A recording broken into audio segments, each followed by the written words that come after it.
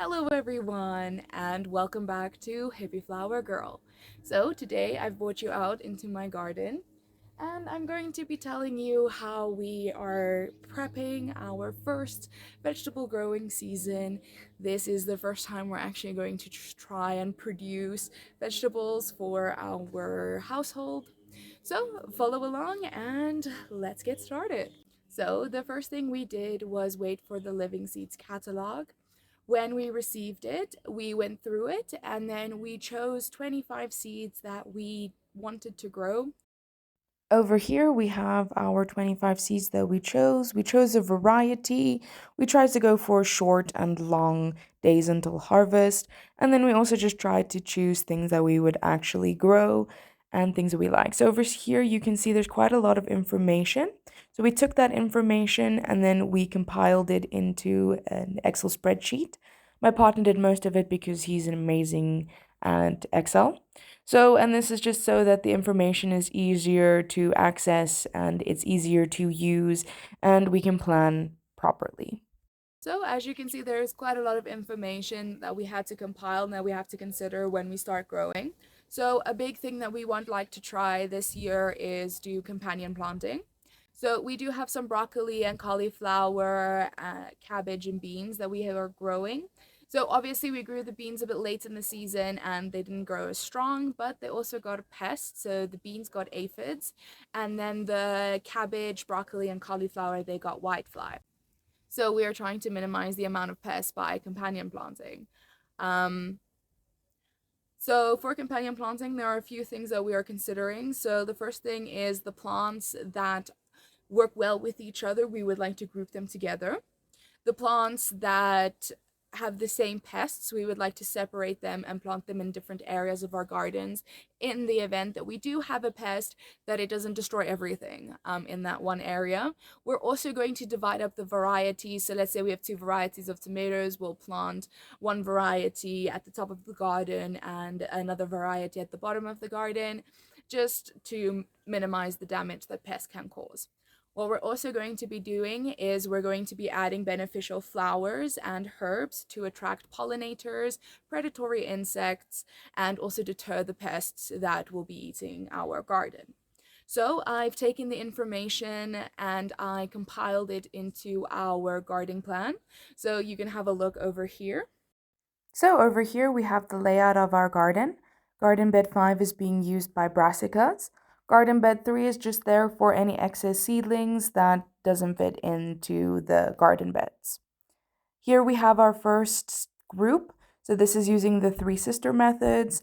The beans are all pole beans. We have our beneficial herbs and flowers as well. In our second garden bed, we have some tomatoes, cucumbers, and basil. And then we have our beneficial flowers. In the third garden bed, which we will see now, we just have rye. So I plan on growing my own rye because it's very expensive here in South Africa and I'd like to grow some mushrooms in it. So, yes, follow along for that journey.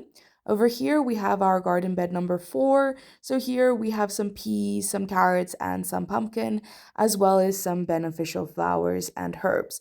The spacing is 10 centimeters a block.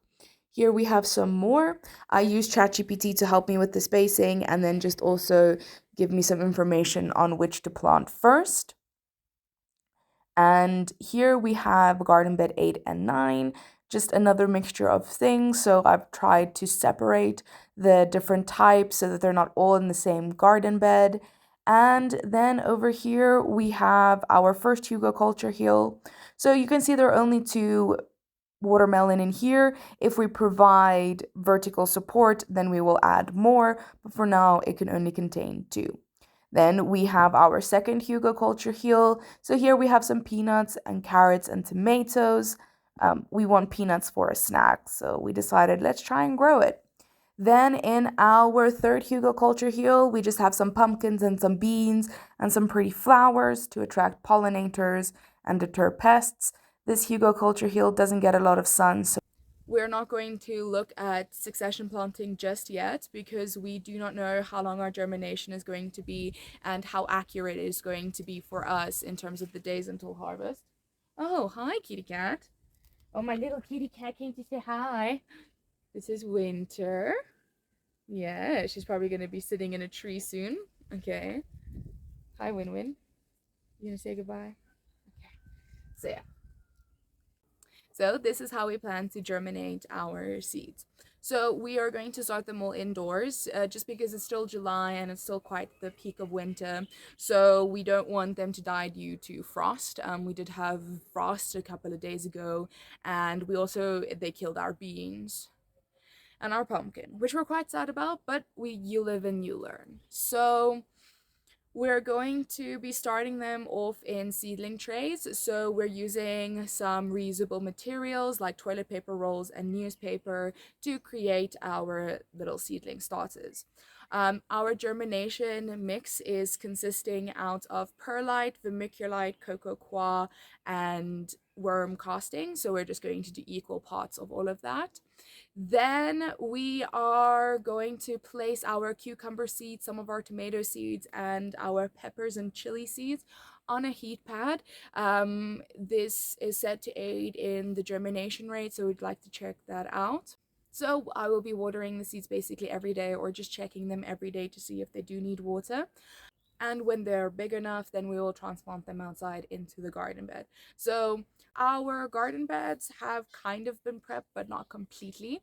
So my partner has put down a layer of newspaper and then mulch. She did that before winter really started, and this was just a way to deter weeds from growing there again and then just retain moisture in the soil because our winters get quite dry and then it really hardens up the soil.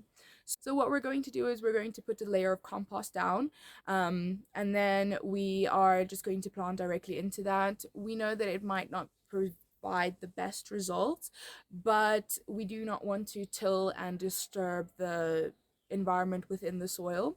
Um, so yes, we have a creeping grass. So at the edges of the garden bed, we are going to be putting either stone or logs to prevent the grass from coming through and infiltrating the garden bed, because they take up a lot of space and then our vegetables don't have enough space to grow. Before winter, my partner and I dug.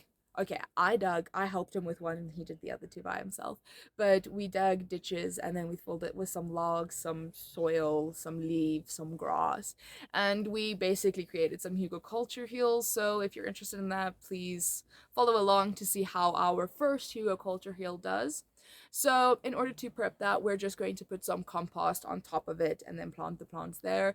It's also good to know that you should not plant perennials on hugelkultur heels because the soil will sag. Okay, so thank you everybody for watching this video and following along as we plan and prep our first garden. Please stay tuned and continue watching because I'll regularly provide some updates on how it's going and what to do and what not to do from our lived experience. So thank you so much for coming. If this was an enjoyable video, please give it a like. If you have any tips and tricks or anything that I missed, please comment it down below. For more of this content, please subscribe and come join me as I grow mushrooms and vegetables and look after cats and my houseplants. So thank you so much. I'll see you next time. Bye.